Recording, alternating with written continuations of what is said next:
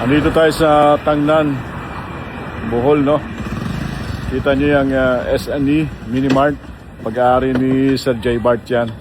Ang maganda rito, yung buong Minimart, naka-solar yan. Malaking business to na naka-solar. Lahat yan, no? Maganda yung lagayan, pinaglagyan nila ng setup. Secured, saka naka-aircon din. Dito nakalagay. Ayan. So ito yung pinaka-power room natin. Ay, naka-aircon, no? Powered by solar din yan. Ginamit na rito ay dalawang 12 na lux power. Saka 4 na Ultra Connect, 16 kWh, 314 AH. Dadagdagan pa niya ito. Ito ay DIY lang nila, pero with guidance po natin to. Technical support natin to. Meron pa nga silang diagram.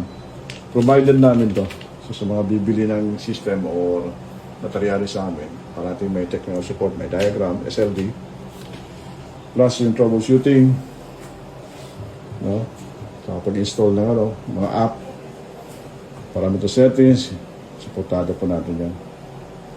Ito mga enclosure box na to, pati ito, ay supplied natin yan. Cable tray, supplied din natin yan. Lahat yung material na yan. At saka yung dalawang inverter, max power. Ang solar panel dito ay 60 peraso na 580, ano? Bifacial. Ginawa na lang parang bubong. Kita nyo sa likod ko. So kayo'y napapagawi rito sa Purok 4, Tangnan, Panglao. Punta kayo rito sa S&E Minimart. Mga followers, Padawans, friends, saludo.